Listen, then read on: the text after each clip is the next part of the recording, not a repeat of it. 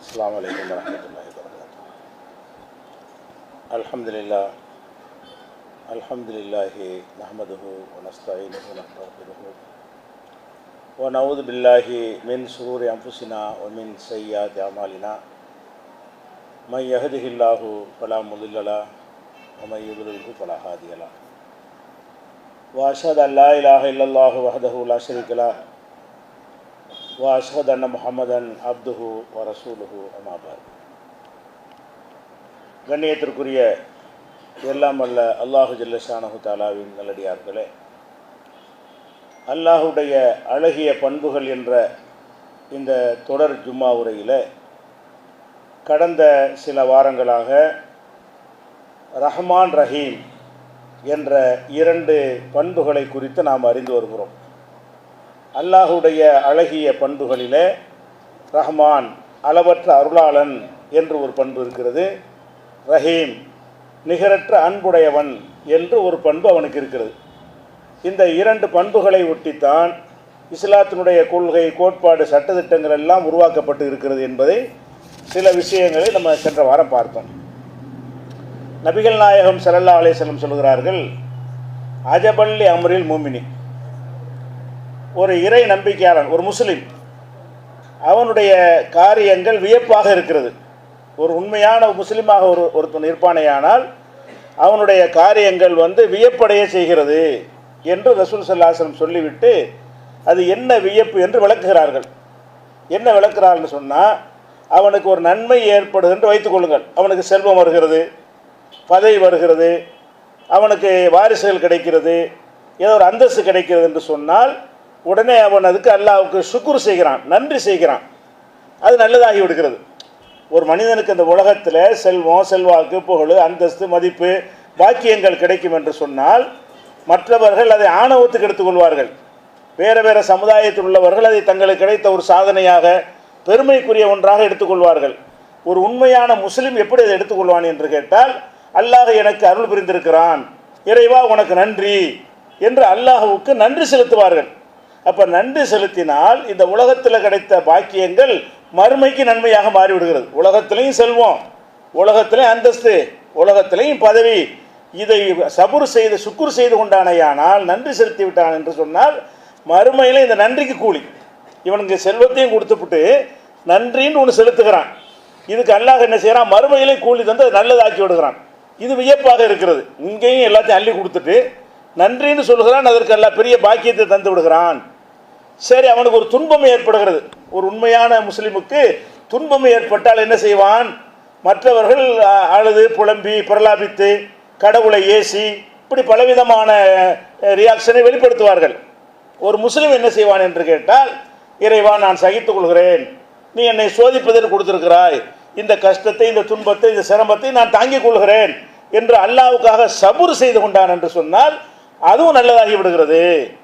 இதுதான் வியப்பாக இருக்கிறது. ரசூல் ஸல்லல்லாஹு அலைஹி வஸல்லம் சொல்கிறாங்க, இந்த மூமின்களுடைய உண்மையான நம்பிக்கையாளர்களுடைய செயல்பாடுகளை கவனிக்கும் பொழுது அவங்களுக்கு அல்லாஹ் இந்த உலகத்தில் அருட்கொடைகளை வாரி வாரி வழங்கினாலும் அதனால் மறுமை பாக்கியம் இல்லாமல் போகாது. எப்போ அதுக்கு நன்றி செலுத்தி கொண்டால், அந்த பாக்கியங்களை கொண்டு கெட்ட காரியங்களுக்கு பயன்படுத்தி விடாமல் அல்லாஹ்வுக்கு நன்றி செலுத்தினால் மறுமையில் பாக்கியம், துன்பங்கள் அல்லாஹ் வாரி வாரி கொடுக்குறான். அதுக்கு என்ன செய்யணும், இறைவா நான் சகித்துக் கொள்கிறேன், உனக்காக பொறுமையை மேற்கொள்கிறேன், நீ என்னை சோதிப்பதற்கு கொடுத்திருக்கிறாய், நான் ஏற்றுக்கொள்கிறேன் என்று திருப்தியோடு ஏற்றுக்கொண்டானேயானால் அதுவும் நல்லதாகி விடுகிறது. இப்படி ரசூல் ஸல்லல்லாஹு அலைஹி வஸல்லம் சொல்கிறார். இது முஸ்லீமில் இடம்பெற்றிருக்கக்கூடிய ஆதாரப்பூர்வமான செய்தி. இது எதை காட்டுது, இதுவும் அல்லாஹ்வுடைய அளவற்ற அருளை தான் காட்டுது. அல்லாஹ் நமக்கு தந்திருக்கிற பாக்கியம், ஏராளமான பாக்கியம் இந்த உலகத்தில் தர்றான். நம்ம பார்வையில் அல்லாஹ்வுக்கு ஒரு பெரிய விஷயம் இல்லை, நமக்கு தந்திருக்கிற விஷயங்கள் பாக்கியங்கள்லாம் ஒன்றுமே இல்லை. நம்ம பார்வையில் செல்வம், செல்வாக்கு, பணம் இதெல்லாம் ஒரு பெரிய விஷயங்கள் தான். இவ்வளோ பெரிய விஷயங்களை நமக்கு அல்லாஹ் தந்திருக்கும் பொழுது நன்றி செலுத்துகிறோம் இல்லையா, சின்னதாக ஒரு நன்றி செலுத்துகிறோம். இதுக்கு பெரிய கூலியை தருகிறான் என்று சொன்னால் இந்த மாதிரி இறைவன் தருவதற்கு எது காரணமாக இருக்கிறது, அவன் அளவற்ற அருளாளனாக இருக்கிறான். இதுக்கெல்லாம் தர தேவையில்லை. உலகம் தந்தாச்சு, நன்றின்னு முடிஞ்சு போச்சு. அவன் கொடுத்தான், நீங்கள் நன்றி செலுத்தி கணக்கு முடிஞ்சு விட்டது. அப்புறம் என்ன மறுபடியும் என்ன தர்றது, மறுபடி தர ஒன்றுமே இல்லை. ஆனாலும் அல்லாஹ் என்ன செய்கிறான் என்று சொன்னால் அதற்கும் கூலி தருகிறான் என்று சொன்னால் அதற்கு காரணம் அவன் கணக்கு பார்த்து தரணும் கிடையாது. நம்ம மேலே அளவற்ற அருள் வைத்திருக்கிறான், எல்லை இல்லாத அன்பு வைத்திருக்கிறான். அந்த அன்பும் அருளும் தான் இப்படி அல்லாஹ்விடமிருந்து நமக்கு என்ன செய்கிறது, பாக்கியங்களை பெற்றுத் தருகிறது என்பதற்கு விளக்கமாக இந்த ரசூல் ஸல்லல்லாஹு அலைஹி வஸல்லம் ஹதீஸை நம்ம எடுத்துக்கொள்ளலாம். அதே போல் இன்னொரு ஹதீஸ் ரசூலுல்லாஹ் சொல்கிறாங்க, ஒரு அடியான் வயிறு புடைக்க சாப்பிடுகிறான். வயிறு புடைக்க சாப்பிட்டு விட்டு இல்லையா குருள் அக்கலத்தை யஹ்மதுஹா, ஒரு வயிறு புடைக்க சாப்பிட்டு விட்டு அல்ஹம்துலில்லாஹ் என்று சொல்கிறான். வயிறு புடைக்க சாப்பிடுகிறான். சாப்பிட்டு முடித்தவொடனே எல்லா புகழும் அல்லாஹ்வுக்கே, அல்ஹம்துலில்லாஹ், இந்த உணவை அல்லாஹ் தந்திருக்கிறான், இந்த புகழ் என் இறைவனை சேர்ந்தது என்று சொல்லிவிட்டால் இன்னல்லாஹ லயர்லா, இதில் அல்லாஹ் திருப்தி அடைஞ்சிடறான். அல்லாஹ் இதில் திருப்தி அடைகிறான். இவ்வளோ சாப்பிட்டீங்களா, ஒரு 8 மணி நேரம் வேலை செய்யி, வயிறு பிடிக்க சாப்பிட்டே இல்லையா, அதுக்கு ஒரு 4 மணி நேரம் எனக்காக வேலை செய்யி, எனக்காக தொழு, எனக்காக நோன்பு வை, 1 மாதம் நல்லா சாப்பிட்டீங்களா, அதனால் 1 மாதம் பட்டினியாக கடை, இப்படி என்னத்தையாவது அல்லாஹ் கடுமையாக நமக்கு எதிர்பார்க்காம என்ன செய்யறான், இன்னல்லாஹ லயர்லா அனில் அபதி, ஒரு அடியானை அல்லாஹ் திருப்தி அடைந்து விடுகிறான், திருப்தி கொள்கிறான். என்ன திருப்தி அடைகிறான், இல்லை யக்குருள் அக்கலத்தை, வயிறு புடைக்க சாப்பிட்டு விட்டு யஹ்மதுஹா, அதை அல்லாஹ் புகழ்ந்துடுறான். இவ்வளவு சாப்பாட்டுக்கு அல்லாஹ் எதிர்பார்க்க அல்ஹம்துலில்லாஹ் தான். நீங்கள் வகை வகையாக 72 வகையான சுவைகளை சாப்பிட்றீங்க, சாப்பிட்டு முடித்து விட்டு இறைவா உனக்கே புகழ் அனைத்தும் போதுங்கிறான்ல. ஏன் இப்படி சொல்கிறான், இவ்வளவு சாப்பிட்டதுக்கு இது போதுமா, பல லட்ச ரூபா உங்களுக்கு ஒருத்தர் அன்பளிப்பு தந்துட்டு நன்றிங்கன்னு சொன்னால் விட்டுருவாரா, அதுக்கு பெரிய விஷயங்களோட எதிர்பார்ப்பார். உங்களிடமிருந்து அதிகமான ஒரு அடிமைத்தனத்தையும் அதிகமான வேலைகளை உங்கள்கிட்ட எதிர்பார்ப்பார். அல்லாஹ்வை பொறுத்த வரைக்கும் அன்றாடம் நீங்கள் சாப்பிடுகிறீர்கள், அன்றாடம் சாப்பிடுவதற்கு அல்லாஹ் உங்கள்கிட்ட எதிர்பார்க்கிற கூலி என்னன்னு சொன்னால் இறைவனுக்கே எல்லா போடும் நன்றி, அவ்வளோதான். அல்ஹம்துலில்லாஹ், இதில் அல்லாஹ் திருப்தி அடைகிறான், இதில் அவனுக்கு கூலி கிடைக்கிறது என்று ரசூலுல்லாஹ் சொல்கிறாங்க. அதே மாதிரி ஷரபு ஷுர்பத்தை, ஒரு சுவையான பானத்தை அருந்துகிறான், ஒரு சர்பத்தை அதுன்னு வகையான பானங்களை அருந்துகிறான். அருந்துவிட்டு ஃபயஹ்மதுஹா, அதுக்கு ஒரு அல்ஹம்துலில்லாஹ் சொல்லிவிட்டால் உங்கள் இறைவன் அது திருப்தி அடைகிறான். ஏன் திருப்தி அடைகிறான், அந்த திருப்தி அடைகிறான் என்று சொல்வதில் அளவற்ற அருளாளன் உள்ள ஒளிஞ்சு இருக்கிறது. அதாவது இவ்வளவு சாப்பாடையும் சாப்பிட்டு முடித்து விட்டு, இவ்வளவு வகையாக பானங்களை அருந்து முடித்து விட்டு இறைவா உனக்கே புகழ் அனைத்தும், அல்லாஹ் திருப்தி அடைஞ்சிடறான். என் அடியானை பார்த்தீர்களா, ஏன்னா என்னை சாப்பிட்டு விட்டு எனக்காக நன்றி செலுத்துகிறான், என்னை புகழ்கிறான் என்று அல்லாஹ் இதை ஒரு பெரிய விஷயமா எடுத்துக்கொள்கிறான். ஏன் எடுக்கிறான், இது பெரிய விஷயமே இல்லை. ஆனாலும் அவன் அளவற்ற அருளாளனாக இருக்கிற காரணத்தினால் அவன் இதை எடுத்துக்கொள்கிறான் என்பதற்கு இந்த ஒரு ஹதீஸுக்குள்ளேயும் இருக்கு. எந்த ஒரு ஹதீஸ் எடுத்து உள்ள நுழைஞ்சு பார்த்தாலும் அதுக்குள்ள அல்லாஹ் அளவற்ற அருளாளன் என்பது அடங்கியிருக்கும். அல்லாஹ் கொடூரமானவன், உங்களை கஷ்டப்படுத்துறவன், உங்களை சிரமப்படுத்துறவன் என்ற ஒரு கான்செப்டே இருக்கவே இருக்காது. எல்லாத்திலும் என்ன ஒளிஞ்சிருக்கும் என்று கேட்டால் உங்கள் மீது அவன் கருணை வைத்திருக்கிறான். இந்த கருணையின் காரணமாகத்தான் இந்த மாதிரி சின்ன விஷயத்தை எல்லாம் ஏற்றுக்கொள்கிறான். ரசூல் ஸல்லல்லாஹு அலைஹி வஸல்லம் அவர்கள் பள்ளிவாசலுக்கு வர்றாங்க. வரும்பொழுது ஒரு கயிறு கட்டி தொங்க விடப்பட்டிருக்கிறது. பள்ளிவாசல்னா குடிசை பள்ளி தான், கீழே மண்தரையாக இருக்கும், மேலே தட்டு பந்தல் போடப்பட்டிருக்கும். அதுதான் நபிகள் நாயகம் ஸல்லல்லாஹு அலைஹி வஸல்லமுடைய ஆரம்பகால பள்ளிவாசல். அவங்க காலத்துக்கு பிறந்த இந்த மாதிரி பெரும்பாண்டமாக கட்டப்பட்டிருக்கிறது. அந்த பள்ளிவாசலில் மேலேருந்து ஒரு கயிற்றை தொங்க விட்டு கிடக்குது. உள்ளே போகிறாங்க, ஏன் இப்படி ஒரு கயிறு தொங்குது என்று கேட்குறாங்க. அப்போ மக்கள்லாம் சொல்கிறாங்க, இது ஜைனப் இருக்காங்கல்ல, அவங்க கட்டி தொங்க விட்டுருக்குறாங்க. எதுக்கு தொங்க விட்டுருக்காங்கன்னு சொன்னால், இரவில் தொழுவாங்கல்ல, தொழுவும் அந்த கயிற்றை பிடிச்சிக்கிட்டே தொழுவுறது, கீழே விழுந்துறாங்க, தூக்கம் வந்தால் கூட அது பிடிச்சிக்கிறதுக்காக வேண்டி அவங்க வந்து சடைவடைஞ்சி சோர்வடைஞ்சி கீழே விழுந்து விடாமல் இருப்பதற்காக அவ்வளோ கஷ்டப்பட்டால் தொழுது ஆகணும், நிற்க முடியாட்டாலும் இந்த கயிற்றை பிடிச்சிட்டா நிற்கணும் என்பதற்காக அவங்க அதை கட்டி வச்சுருக்கிறாங்க அப்படின்னு சொல்கிறாங்க. அப்போ ரசூல் ஸல்லல்லாஹு என்ன செய்கிறாங்கன்னு கேட்டால், இது சரியில்லையே, உடனே அந்த கயிற்றை வெட்டுங்கிறாங்க. அந்த கயிற்றை வெட்டி விட சொல்லிட்டு லியூ சல்லி அஹதுக்கும் நிஷாத்தஹு, மன ஈடுபாடோட மன ஓர்மைப்பாடோடு இருந்தால் நீங்கள் தொழுவுங்க. தூக்கமே தள்ளும்போது ஏன் போய் தொழுவுறீங்க, தூங்க பேசாமல். தூக்கம் வருது, டயர்டாகிடுச்சுன்னா அந்த டயர்டாகிறதுக்குரிய வேலையை நீங்கள் கொடுங்க, உடம்புக்குரிய ஓய்வை கொடுங்க. நீங்கள் மன ஈடுபாடோட மன சந்தோஷத்தோடு இருக்கும்போது தொழுவுங்க. ஒய்தா ஃபத்தர, அப்படி சோறு அடைஞ்சிட்டிங்கன்னு சொன்னால் சொல்லிய உட்காந்துரு பேசாமல். நின்று தான் ஆகணுங்கிறக்கா கைத்தை கட்டிக்கிட்டாவது இடுப்பில் கைத்தை கட்டிக்கிட்டு 2 கைப்பிடியை வைத்து கொண்டாது நிற்பேன் அப்படி நீ செய்யாத. உனக்கு 7 மணி நேரம் நின்று தொழுவு, 7 முடியலைன்னா உட்காந்துரு, அதுக்கு முடியல படுத்துக்கு, அவ்வளோதான். அப்போ நபி ஸல்லல்லாஹு அலைஹி வஸல்லம் அவர்கள் அல்லாஹ்வை வணங்குவதற்கு கஷ்டப்பட்டால் நான் நிற்பேன். சில நேரங்கள் நிற்கிறது நமக்கு பெரிய பிரச்சனை இல்லை, 20 நிமிஷம் நிற்பாங்க சில ஆளுங்க, அவங்களுக்கு அந்த மாதிரி ரொம்ப நேரம் நின்று தொழுகும் பொழுது ரொம்ப நேரத்தை நிற்க முடியாது மனுஷனுக்கு, ஒரு அளவுக்கு மேலே காலெலாம் தடுமாறும். அந்த மாதிரி தடுமாறும்போது கைத்தை பிடிச்சிக்கிறது, கைத்தை பிடிச்சிக்கிட்டாவது நான் நின்று நான் இறைவனை வணங்குவேன் அப்படின்னு சொன்னால் இது இஸ்லாம் காட்டுற வழி இல்லை. அதை அவிழ்த்து விட சொல்லுங்கள் அந்த கைத்தை, அந்த ஜெய்னபிட்ட சொல்லுங்கள், மகிழ்ச்சியோடவும் ஈடுபாட்டோடும் இருந்தால் தொழுவட்டும். இல்லை என்று சொன்னால் சொல்லி உட்கார்ந்து விடட்டும். இது ஏன் சொல்கிறாங்க ரசூல் ஸல்லல்லாஹு அலைஹி வஸல்லம்? இது புகாரியில் 1150வது ஹதீஸில் இருக்கிறது. இதுக்குள்ளே என்ன அடங்கி இருக்கிறது? வர்றாங்க ரசூல் ஸல்லல்லாஹு அலைஹி வஸல்லம், ஒரு பெண்ணு தொழுவுறதுக்காக சில ஏற்பாடை செஞ்சு வச்சுருக்கிறாங்க. சரி, நல்லது தானே, கூட தானே தொழுவுறாங்க, முடியாட்டாலும் கஷ்டப்பட்டு தானே தொழுவுறாங்க, அல்லாஹ் தானே தொழுவுறாங்க, வேற யாருமே தொழுவுறாங்க அப்படின்னு சொல்லி ரசூல் ஸல்லல்லாஹு அலைஹி வஸல்லம் எடுத்துக்கொள்ளாமல், அளவற்ற அருளாளனுடைய மார்க்கம் இது, கொடூரமானவனுடைய மார்க்கம் இல்லை. அப்போ அல்லாஹ் ரப்புல் ஆலமீன் வந்து நம்ம இரக்கமுள்ளவன் நம்ம சொல்லி தந்திருக்கும் பொழுது அவனுடைய இரக்கத்துக்கு எதிராக இந்த செயல்பாடு அமைந்திருக்கிறது. இப்படி கூட இரக்கம் காட்ட மாட்டான் அல்ல. ஏன்னா உனக்கு ஏழு இல்லைன்னு தெரியும், 7 ஆற்றால் நில்லுன்னு இப்படி எல்லாம் சொல்லுவான். உனக்கு நிற்க முடியலை, நிற்கிற அளவுக்கு நிற்கிற முடியலன்றாவது. இது உனக்கு விளங்குது, அவனுக்கு விளங்காதா? எனக்கு நிற்க இயலாது என்று எனக்கு தெரியும் பொழுது என்னை படைத்த இறைவனுக்கு தெரியுமா தெரியாதான்? நான் ஒரு பலவீனமான ஒரு அடியான், எனக்கு நிற்க முடிஞ்ச அளவுக்கு நிற்கிறேன். நிற்க முடியாட்டால் நில்லு, கஷ்டப்பட்டாவது நில்லு, ஒரு கைத்தடி ஊண்டிக்கிட்டாவது நில்லு, அப்படிதான் நின்று வணங்க வேண்டும் அப்படின்னு அவன் எதிர்பார்த்தால் அந்த இறைவனிடத்தில் அளவற்ற அருள் கிடையாது. கொடூரம் தான் இருக்கிறது, கடுமை தான் இருக்கிறது, கருணை இல்லை. அப்போ ரசூல் ஸல்லல்லாஹு அலைஹி வஸல்லம் என்ன செய்கிறாங்கன்னு கேட்டால், இறைவனுக்காகத்தானே கூட தொழுவுறாங்க அப்படின்னு பார்க்காம இதெல்லாம் செய்யக்கூடாது. நல்ல இன்வால்மெண்ட்டாக இருந்தால் செய்யுங்க, இல்லாட்டி போய் உட்காந்துருங்க. இறைவனுக்கு செய்கிறேன்னு உங்களை நீங்கள் என்ன செய்யாதீங்க, கஷ்டப்படுத்தி கொள்ளாதீர்கள் என்று சொல்கிறாங்களே. இது காரணம் என்ன? இதெல்லாம் ரஹ்மானுக்கு விளக்கம் ரசூலுல்லாஹ் சொல்ல மாட்டாங்க, நம்ம விளங்கிக்கிறணும். இந்த மாதிரி ரசூல் ஸல்லல்லாஹு அலைஹி வஸல்லம் சொல்வதுக்குள்ளே என்ன அடங்கி இருக்கிறது? அல்லாஹ் வந்து அளவற்ற அருளாளனா இல்லாவிட்டால் இப்படி சொல்லியிருப்பாங்களா? அல்லாஹ் வந்து கடுமையான ஒருத்தனாக இருந்தால் எவ்வளோ கடுமையாக நீங்கள் சிரமத்தை தாங்கிக் கொள்கிறீர்களோ அதில் அவன் சந்தோஷம் அடைவான். அளவற்ற அருளாளனா இருந்தால் நம்ம புள்ள கஷ்டப்படுற நமக்கு பிடிக்குமா? நம்ம பெத்த புள்ள வந்து கஷ்டப்பட்டு இயலாத ஒன்றை செய்யும் பொழுது நம்ம அதை ஏற்றுக்கொள்வோமா? ஏற்றுக்கொள்ள மாட்டோம். அதை விட அதிகமான கருணை உள்ள இறைவன் வந்து நம்மளை சிரமப்படுத்த மாட்டான். அப்படிங்கிறதுக்கு சான்றாகத்தான் இந்த ஒரு செய்தியை செய்கிறாங்க ரசூல் ஸல்லல்லாஹு அலைஹி வஸல்லம் சொல்லி காட்டுறாங்க. அப்துல்லா இப்னு அம்ர் என்ற ஒரு சஹாபி. இதெல்லாம் எதுக்கு சொல்கிறோம்னா, அல்லாஹ் வந்து அளவற்ற அருளாளன் என்பதை ஃபஸ்ட்டு புரிய வேண்டிய விஷயம்.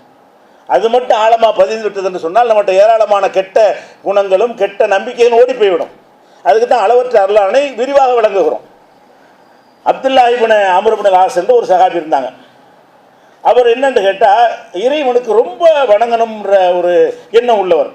எல்லா சஹாபாக்களும் இறைவனை வணங்கினாலும் நமக்கு சிரமத்தை தாங்கி கொண்டாவது அதிகமாக என்ன செய்யணும், வணங்க வேண்டும் என்ற ஒரு நிலைப்பாட்டில் அவர் இருக்கிறார். எந்த அளவு இருக்கிறார்னு கேட்டால், திருமணம் ஆகி குடும்பத்தோடு இருக்கிறார். குடும்பத்தோடு இருக்கும்போது மனைவி மக்களோட சந்தோஷமாக இருக்கணும், மனைவியோட இல்லறம் நடத்தணும், சந்தோஷமாக இருக்க வேண்டும். அந்த மாதிரிலாம் செய்யாமல் என்ன செய்கிறாருன்னு கேட்டால், கல்யாணம்லாம் ஆயிடுச்சு, ஆனால் ராத்திரி பூரா நின்று வணங்குறது இவருடைய வேலை. இவருடைய வேலை என்னது? இரவாகி விட்டால் அல்லாஹுக்கு பொண்ணு தக்பீர் அடித்து தொழ ஆரம்பிச்சுடுவார். சுபுஹ் வரைக்கும் எல்லா தொழுகையாக முடிச்சு விடுவார். பகலாயிட்டால் நோன்பு வச்சுடுவார். தினசரி நோன்பு வைத்து கொண்டு தினசரி இரவில் வணங்கினால் அவர் எப்படி குடும்ப வாழ்க்கையில் ஈடுபடுவார்? அவர் இந்த உலகத்தில் என்ன சந்தோஷம் அவருக்கு கிடைக்கும்? ஒரு சந்தோஷமும் இருக்காது. இப்படி அவர் நடக்கிறார் என்கிற ஒரு செய்தி ரசூல் ஸல்லல்லாஹு அலைஹி வஸல்லம் அவங்களுக்கு கிடைக்கிது. இந்த மாதிரி அப்துல்லா இப்னு அம்ருங்கிற ஒரு நபி தோழர், உங்கள் தோழர் வந்து எப்போ பார்த்தாலும் நோன்பு வச்சுக்கிட்டு இருக்கிறாரு, எப்போ பார்த்தாலும் இரவில் நின்று வணங்கிக்கிட்டே இருக்கிறாரு இப்படின்னு சொன்னால் அதுக்குள்ளே எல்லாம் அடங்கிருச்சு. எப்போ பார்த்தாலும் வணங்கி கொண்டிருக்கார் என்று சொன்னால் இவர் மனைவியோட சந்தோஷமாக இருப்பதில்லை, குடும்பத்தில் ஈடுபடுவது இல்லை, எதையும் கவனிக்கிறது இல்லை அப்படிங்கிற மாதிரியான ஒரு விஷயம் தெரிய வருகிறது. இதில் இறைவன் வந்து ஒரு கொடூரமானவன், நம்மளை கசக்கி பிடிக்கிறவன், அடிமைகள் தானே எனக்கு நல்லா சாவுங்கடான்னு சொல்லக்கூடியவன் அப்படின்னு இருக்குமே. ஆனால் இதில் சந்தோஷப்பட்டிருக்கணும். ஏன் பத்தியா, எனக்காக வேண்டி பொண்டாட்டி விட்டுட்டான், எனக்காக வேண்டி சோத்தை விட்டுட்டான், எனக்காக வேண்டி பகல் புறம் சாப்பிட்றது இல்லை, மாசக்கண்டில் பட்னியாக கிடக்கிறான் அப்படின்னு அல்லாஹ் வந்து சந்தோஷப்பட்டு இருக்கணும். எப்போ இறைவன் ஒரு கொடூர மனம் படைத்தவனாக இருந்தால். ஆனால் ரசூல் ஸல்லல்லாஹு அலைஹி வஸல்லம் கேள்விப்பட்டவுடனே ரொம்ப சந்தோஷப்பட்டு அவ்வளோ ஒரு இபாதத்தாலே நம்ம சொல்லுவோம். நம்மளே என்ன செய்வோம், ஒரு மனிதர் பள்ளிவாசலில் கிடக்கிறான்னு வைங்களேன், அவர் தான் நல்லடியாருக்கு அடையாளம். என்னப்பா அவர் பள்ளிவாசலில் பார்த்தாலும் இருப்பார், பள்ளிவாசல் வெளியே போக மாட்டார், எப்போ பார்த்தாலும் தஸ்பீஹ் மணி கையில் இருந்துக்கிட்டே இருக்கும், எப்போ பார்த்தாலும் தொழுதுகிட்டே இருப்பார் அப்படின்னா நம்மளாம் நினைப்போம், ஓ நல்லடியார், இவர் தான் இருக்கிற சமுதாயத்திலேயே மிகச்சிறந்த அடியார் நம்ம கணக்கு பண்ணுவோம். ரசூல் அப்படி பண்ணலை. ஆஹா டேஞ்சராவில் இருக்குது, கூப்பிடத்தால இன்னும் கூப்பிட விட்டாங்க. கூப்பிட விட்டு கேட்குறாங்க, ஏன்பா நீ இந்த மாதிரி வந்து அன்னைக்கு தக்கும் இல்லையில் ஓ தசுமுன் நகார, பகலெல்லாம் நீ வந்து நோன்பு வைத்து இரவெல்லாம் தொழுது கொண்டிருப்பதாக எனக்கு தகவல் கிடைக்கிறது, உண்மையா? இப்படி ஒரு செய்தி கிடைச்சவனே இதை பாவம் செஞ்சாலும் அப்படி கூப்பிட விடுறாங்க. குற்றம் செஞ்சாலும் கூட விசாரிக்க விடுவாங்கல்ல. இவர் குற்றமே செய்யலை, இபாதத்தான் செய்கிறார், வணக்கம் தான் செய்கிறார் மற்றவர்கள் பார்வையில். ரசூலுல்லாஹ்வுடைய பார்வையில் இது தப்பு, இது மார்க்கத்துக்கு கூடாத ஒரு காரியத்தை செய்கிறார்னு சொல்லி அழைக்க விட்டு, எனக்கு ஒரு செய்தி கிடைக்கிறது, நீ பகலெல்லாம் நின்று வணங்குகிறாயாம், இரவெல்லாம் நின்று நோன்பு வைக்க, இரவெல்லாம் வணங்குகிறாய், பகலெல்லாம் நோன்பு வைக்கிறாயாம், இது உண்மையா? ஆமாம் உண்மைதான் அப்படி சொல்கிறாரு. அப்போ ரசூல் ஸல்லல்லாஹு அலைஹி சொல்கிறாங்க, நீ இப்படி செய்தாயானால் உன்னுடைய உடல் பலவீனம் அடைஞ்சிடும், உன்னுடைய உள்ளம் ரொம்ப தளர்ந்து போய்விடும். இந்த மாதிரி செய்கிறத விட்டுட்டு இன்னலி நஃப்ஸிக்க ஹக்கா, உன்னுடைய நஃப்ஸ் இருக்குல்ல, உன்னை உயிர், அதுக்குன்னு ஒரு உரிமை இருக்குது, அதுக்குன்னு செய்ய வேண்டிய கடமைகள் கொஞ்சம் இருக்குது. ஒலி அகலிக்க ஹக்கா, உன் மனைவிக்கு செய்கிற கடமைன்னு ஒன்று இருக்கிறது. அதனால் சும்பாஃப்திர், கொஞ்ச நாளைக்கு நோன்பு போய் கொஞ்ச நாளைக்கு நோன்பை விட்டு தொழுவு தூங்கு. அப்போ இப்போ தான் தொழுவிட்டு இருக்காத.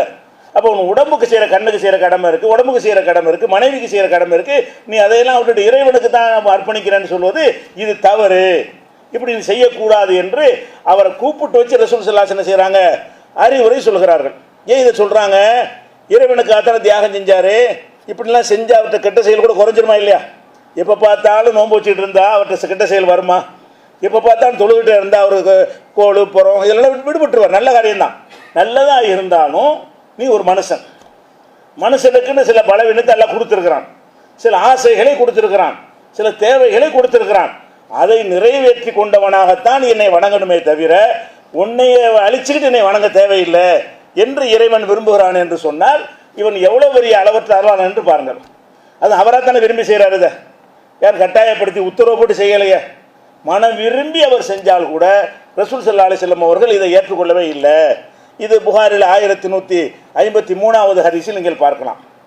இதே போன்ற ஒரு சம்பவம் இன்னொரு ஹதீஸ்லையும் இருக்கிறது.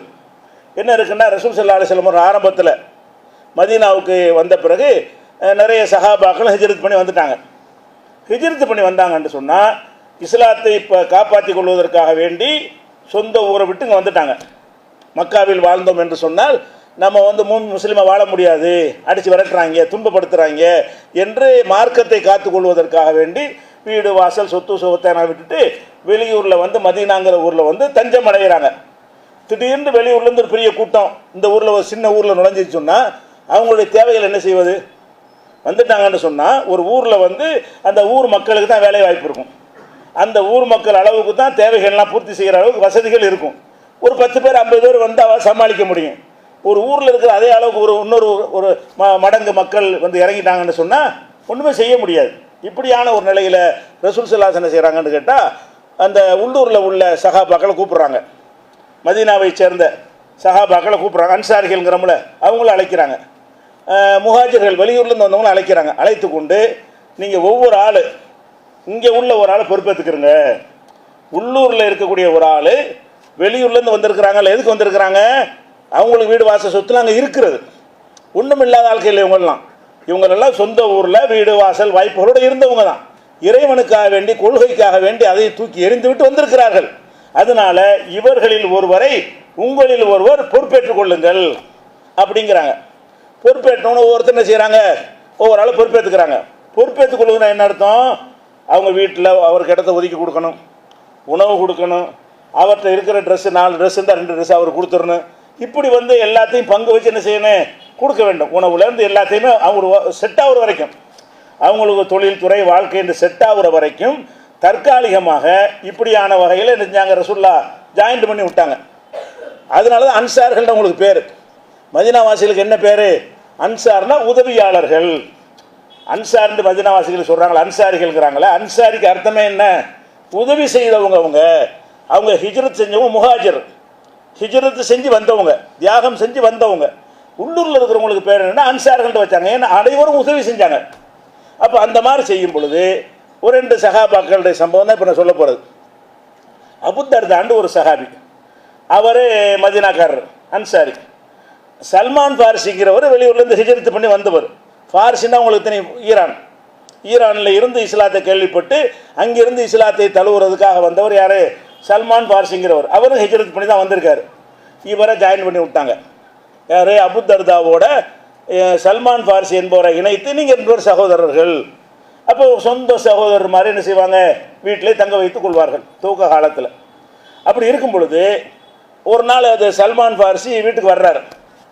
வந்தார்னா அபு தர்தா இல்லை, அவருக்கு தோழராக சேர்த்து விட்டாங்க இல்லையா, அவர் இல்லை, அவர் மனைவி தான் இருக்கிறாங்க வீட்டில். இருக்கும்போது மனைவியை பார்த்தா அவங்க வந்து ரொம்ப ஒரு பங்கரையாக பரட்டை கோலத்தோட ஒழுங்கான ட்ரெஸ் இல்லாமல் ஒரு அழுக்கடைந்த ஆடை அணிந்து கொண்டு அந்த மாதிரி இருக்கிறாங்க. ஏம்மா இப்படியே நீ இருக்கிற என்று கேட்ட உடனே அந்த அம்மா சொல்கிறாங்க, அதை ஏன் கேட்குறீங்க, உங்களுக்கு ஒரு சகோதரராக நியமிச்சு விட்டாங்களே கணவர், அவருடைய வேலை என்னன்னு கேட்டால் ராத்திரி ஆனால் அவர் தொழுவ ஆரம்பிச்சிடுறாரு, பகலானால் நோன்பு வைக்க ஆரம்பிச்சிடுறாரு. நான் ஒருத்தி இருக்கிறேன்னு நினச்சி கூட பார்க்கறது இல்லை. பின்ன எதுக்கு நான் ட்ரெஸ் பண்ணணும், எதுக்கு நான் அலங்கரிச்சிக்கிறேன்னு, எதுக்கு அப்படி நீட்டாக நான் இருக்கணும் என்று மனக்குமுறலை அவங்க என்ன செய்கிறாங்க, இந்த சல்மான் ஃபாரிசிட்ட வந்து வெளிப்படுத்துகிறாங்க இந்த மாதிரி விஷயம்னு. அப்படியான்னு சொல்லி அவர் என்ன செய்கிறாரு, அவர் அங்கே தான் தங்குறாரு, அவர் இதெல்லாம் தெரியாது. இவர் சொன்ன உடனே என்ன செய்கிறாரு, இன்றைக்கி எதாவது கவனிச்சு போடணும்னு சொல்லி வெயிட் பண்ணிகிட்டு இருக்கிறார். அப்போ அவர் வந்துட்டார். வெளியே போன அபு தர்தா என்ன செய்கிறாரு, வர்றாரு. சாப்பிட்டீங்களான்னு கேட்குறாரு. இல்லை. அப்போ சாப்பிடுங்கன்னு கூட நீனு உட்காரு, நான் நோன்பு அழிக்கிறாரு. அப்போ தான் அவருக்கு தெரியுது சல்மான் ஃபாரிசி அவர் சாப்பிட சொல்கிறாரு, இவர் சாப்பிடாமல் உட்காந்துட்டு இருக்கிறாரு. அப்போ சல்மான் ஃபாரிசி கேட்குறாரு, நீ என்னோட சாப்பிடு. அவர் சொல்கிறார், நான் நோம்பாளியாக இருக்கிறேன், பேசாமல் சாப்பிடுங்கிறார். வழுக்கட்டாயமாக உட்கார வச்சு நோன்பு வச்சாலும் சாப்பிட வச்சு விட்றாரு. சாப்பிட வச்ச உடனே இரவாயிடுச்சு. இரவானோன்னு இவர் படுத்துட்டார். இந்த ஆள் என்ன இவர் கவனிச்சுட்டா இருக்கார் படுத்து. இவர் என்ன செய்கிறாருன்னா மனைவி கிட்ட போய் சேர்ந்து படுக்காமல் இவர் தனியாக வந்து தொழுவ ஆரம்பிச்சிட்டார். இரவில் தொழுவுறதுக்கு எந்திரிச்சவனை பிடிச்சி ஆளை எழுது படு, பேசாமல் தொழுவணும், பேசாமல் படு அப்படிங்கிறார். மறுபடியும் இவர் தூங்கியிருப்பார்னு நினச்சி எந்திரிக்கிறார். இவர் தூங்கலை, இவர் வாட்ச் பண்ணுறதுக்கு தானே இருக்கிறாரு. இவர் விழித்திருந்து என்ன செய்கிறாரு, அவர் தொழு எந்திரிக்கும் போதெல்லாம் பிடிச்சி என்ன செய்கிறாரு, ஆளை படுக்க வைக்கிறார். ஒரு இரவுடைய கடைசி நேரம் வந்த உடனே சுபுக்கு கொஞ்சம் நேரம் இருக்கும் பொழுது இவரே என்ன செய்கிறாரு, வா இப்போ தொழுவோம், 2 பேர் தொழுவோம், ஒரு 3 மணி ஆன உடனே, ஒரு 4 மணி ஆன உடனே இப்போ தொழுவான்னு சொல்லி 2 பேர் தொழுவுறாங்க. தொழுது முடித்த உடனே அப்போ என்ன செய்கிறாங்கன்னு இவர் அறிவுரை சொல்கிறார். யார், சல்மான் ஃபாரிசிங்கிறவர் அவருக்கு ஒரு அறிவுரை சொல்கிறார். நீ செய்கிற செயல் தப்பு, இன்னலி நப்சிக்கு அலைக்கு ஹக்கா, உனக்கு செய்கிற கடமைன்னு சில கடமைகள் இருக்கிறது. ஒளி ஐனிக்கு அலைக்கு ஹக்கா, உன் கண்களுக்கு செய்கிற கடமை என்று ஒன்று இருக்கிறது. ஒளி ஜவுஜிக்கு அலைக்கு ஹக்கா, உன் மனைவிக்கு செய்கிற கடமை என்று ஒன்று இருக்கிறது. ஆயத்திக்குள்ளது ஹக்கின் ஹக்கோ இன்னல் ரப்பிக்கு அலைக்கு ஹக்கா, உன் இறைவனுக்கு செய்கிற கடமை இருக்கிறது. அவங்க கடமை கரெக்டாக செய்யி, இறைவனுக்கு கடமை செய்கிறேன் என்று சொல்லிவிட்டு மனைவிக்கு செய்கிற கடமை குறை வச்சிடாத, இறைவனுக்கு கடமையை செய்கிறேன் என்று சொல்லிவிட்டு உன்னு கண்ணுக்கு செய்கிற கடமையில் குறை வைத்து விடாத என்று சொல்லி அவர் அறிவுரையெல்லாம் சொல்கிறார். இவருக்கு ஏறல் அறிவுரை. யாருக்கு, அபு தர்தாவுக்கு. சரியான கோபத்தில் சுபுக்கு போகிறார், ரசூலாட்ட போய் கம்ப்ளைண்ட் பண்ண போகிறார். இந்த மாதிரி ஒரு ஆளை சேர்த்து விட்டீங்க என்னோட சகோதரர்னு சொல்லி, என் நோம்பையும் கெடுத்து பாழாக்கிட்டாரு, என்னுடைய தொழுகையும் கெடுத்து பாழாக்கிட்டாரு, எனக்கு பெரிய இடைஞ்சல் பண்ணி விட்டுட்டாருன்னு சொல்லி நடந்த சம்பவத்தெல்லாம் சொல்லிட்டு இந்த மாதிரி எனக்கு சொல்கிறாரு, உடம்பு கடமை இருக்குது, கண்ணுக்கு கடமை இருக்குது, பொண்டாட்டி கடமை இருக்குன்றெல்லாம் எனக்கு அறிவுரை செஞ்சு என்னுடைய வணக்கத்தை கெடுத்துட்டாரு அப்படின்னவுடனே ரசூல் ஸல்லல்லாஹு அலைஹி வஸல்லம் நாங்கள் ஒத்த வரி தான், சதக்க சல்மான், சல்மான் சரியாக தான் சொன்னார். இவர் இவ்வளோ கம்ப்ளைண்ட் போட்ட பிறகு ரசூல்லா சொன்ன வார்த்தை என்ன, சதக்க சல்மான், சல்மான் உண்மையைத்தான் சொல்லியிருக்கிறார். அப்படின்னா என்ன அர்த்தம், சல்மான் சொன்ன எல்லா போதனையும் ரசூல்லா சொன்ன மாதிரி அங்கீகரிச்சிட்டாங்க. அப்போ ஒரு மனிதன் என்று இருப்பானேயானால் அவன் மனைவி, மக்கள், உடம்பு வலிக்கும், கொஞ்சம் படுக்கத்தான் வேணும், கண்ணு கொஞ்சம் தூக்கத்துக்கு தேடும், தூக்கம்லாம் முடியாது, வெங்காயத்தை தடவிக்கிட்டு நான் தொழுவனில் இருக்கலாமா, அப்படிலாம் இருக்கக்கூடாது, தூக்கம் தூங்கிட வேண்டியதான். அப்போ இந்த மாதிரி ரசூல் ஸல்லல்லாஹு அலைஹி வஸல்லமுடைய போதனை இருக்குன்னு பார்க்குறோம். அப்போ இதுக்குள்ளே என்ன அடங்கி இருக்கிறது, ஏன் இப்படி சொன்னாங்க, இல்லைம்மா இறைவனுக்கு தானே அர்ப்பணிக்கிறார், பேச பொறுத்துக்கிட்டு போமான்னு சொல்ல வேண்டியதானே, அல்லாஹ்வுக்காக தானே அர்ப்பணிக்கிறாரு, சொர்க்கத்துக்கு போகிறதானே செய்கிறாரு, நீ கொஞ்சம் தியாகம் பண்ணிட்டு போ அப்படி இந்த மனைவிக்கு அறிவுரை சொல்லலாம்ல, அப்படி சொல்லலை, அப்படிலாம் இருக்க முடியாது, அதெல்லாம் கொடுமையானவன் சொல்லுவான். இறைவன் வந்து கருணையாளன், நீ பொண்டாட்டி பிள்ளைலாம் தியாகம் பண்ணிட்டு வான்னு சொல்லக்கூடிய அளவுக்கு கொடூரமானவன் கிடையாது. அவன் தான் அந்த ஆசையை உனக்கு தந்திருக்கிறான், அந்த உணர்வுகளை உனக்கு அவன் தான் தந்திருக்கிறான் அப்படின்னு சொல்லி அறிவுரை சொல்லி ரசூல் ஸல்லல்லாஹு அலைஹி வஸல்லம் அவர்கள் இந்த சல்மான் சொன்ன ஒரு அறிவுரையை தன்னுடைய அறிவுரையாக ஏற்று செய்கிறாங்க, விளக்கம் சொல்கிறாங்க. இதுக்குள்ளே என்ன அடங்கி இருக்கிறது, அல்லாஹ் வந்து எவ்வளோ கருணையாளன் வழங்குதா இல்லை, அவ்வளோ கருணையாளனா இல்லாட்டி இப்படியா செஞ்சுருப்பாங்களா, செய்ய மாட்டாங்க. இன்னும் சொல்லப்போனால் இன்னொரு செய்தியில் ரசூல் ஸல்லல்லாஹு அலைஹி வஸல்லம் அவர்கள் வீட்டில் ஒரு பெண்மணி வந்து உட்கார்ந்துருக்குறாங்க. ஆயிஷா நாயியுடைய வீட்டில், மனைவி வீட்டில் ஒரு பெண்மணி வந்து உட்கார்ந்துருக்குறாங்க. வந்தவுடனே யாருன்னு தெரியலை, ரசூல்லா உள்ளே வர்றாங்க, ஆயிஷா நாயி மனைவியோட இன்னொரு பெண்மணி உட்காந்து இதை பேசிக்கிட்டு இருக்கிறாங்க. அப்போ இது யாருன்னு கேட்குறாங்க. என்ன யாருன்னு கேட்குறீங்க, இது உங்களுக்கு தெரியாதா? தொழுகைக்கு பேர் போன பொம்பளை இது. அது இப்போ பார்த்தாலும் தொழுவுறதுக்கு ஒரு பொம்பளை பேர் எடுத்துருக்கு போல இருக்குது. ரசூலுல்லாஹ்வுக்கு தெரியல. பெண்கள் வட்டாரத்தில் ஒரு ஃபேமஸ். என்ன ஃபேமஸ்ஸு? இந்த பெண்ணு வந்து தொழுகைக்கு பேர் போன பெண்ணு, எப்போ பார்த்தாலும் தொழுகையில் மூழ்கி கிடக்கிற பெண்ணு, உங்களுக்கு தெரியாதா அப்படி ரசூலுல்லாஹ்வுக்கு சொல்லி கொடுக்குறாங்க. நல்ல ஒரு ரசூலுல்லாஹ் சந்தோஷப்படுவாங்கன்னு நினைத்து கொண்டு இந்த பெண்ணு யாருன்னு கேட்ட உடனே இந்த பெண்ணு யாருன்னு உங்களுக்கு தெரியாதா, இவ தொழுகைக்கு பேர் போன பொம்பளை அப்படிங்கிறாங்க. அப்போ ரசூல் சொன்னாங்க, என்ன பேர் போன பெண்ணுன்னா லா தனாம பில்லைல், இரவுல தூங்க மாட்டாங்களா தெரியாது உங்களுக்கு? இந்த அம்மா வந்து ராத்திரி பூரா தூங்காமல் தொழுதுகிட்டே இருப்பாங்களாங்க. அப்படியான ஒரு பெண்ணுங்கிறாங்க, ஒரு அவுளியாங்கிறோம்ல, அந்த மாதிரி ஒரு அடிப்படையில் சொல்கிறாங்க. அப்புறம் சொல்கிறாங்க, நிறுத்து, இதை சொன்ன என்ன செய்கிறாங்க, நிப்பாட்டு, அழைக்கும் மா துத்திய கூணம் இல்லாமல், உங்களுக்கு சக்தி உள்ள அமல்களை செய்யுங்க. ராத்திரி பூரா தூங்காமல் இருந்த அமல் செய்யலாம் கிடையாது. அப்போ அழைக்கும் நீங்கள் செய்ய வேண்டிய காரியம் என்னன்னு கேட்டால் மா துத்திய கூணம் இல்லாமல், அமல்களில் எதுக்கு உங்களுக்கு இயலுமோ அதை செய்யுங்கள். ஏன்னு கேட்டால் இறைவனை திருப்திப்படுத்தணும்னு நீங்கள் போறேன்னு வைங்களேன். அப்போ நீ எவ்வளோ செஞ்சாலும் அல்ல அனுமதி கொடுத்துட்டான்னு வைங்க, உங்களால் திருப்திப்படுத்த இயலுமா? 24 மணி நேரம் தொழுவுன்னு சொல்லிட்டா என்ன செய்வீங்க? 2 நாளைக்கு செய்வீங்க, ஒரு நாளைக்கு செய்வீங்க, அப்புறம் பொசுக்குன்னு விட்டுருவீங்க. அப்போ நீங்கள் உங்கள் இயலாத ஒன்று இறைவனை திருப்திப்படுத்துகிறேன் இப்படி இறங்குனீங்க என்று சொன்னால், அவன் இதை பார்த்தும் பார்க்காம அதை ஊக்குவித்தான் என்று சொன்னால் உங்களால் திருப்திப்படுத்த இயலாது. ஏன்? அவனுக்கு என்ன செஞ்சுட்டே நல்லா செய்தாவோட 5 நாளைக்கு கடன் விட்டா என்ன செய்வீங்க? அவன் ஊக்குவித்தான் என்று சொன்னால் உங்களால் அவனை திருப்திப்படுத்த இயலாது என்று ரசூல் ஸல்லல்லாஹு அலைஹி வஸல்லம் சொல்லிவிட்டு இயன்றதை செய்யுங்கள். அப்போ இது அவுலியா ரேஞ்சுக்கு அந்த அம்மா வசத்தி பேசும் பொழுது ரசூல் ஸல்லல்லாஹு அலைஹி வஸல்லம் அவர்கள் இப்படி ஒரு பேர் எடுக்க நல்லது இல்லை. தொழுகைக்கு பேர் எடுத்து பண்ண இப்படி ஒரு பேர் எடுக்க நல்லதா?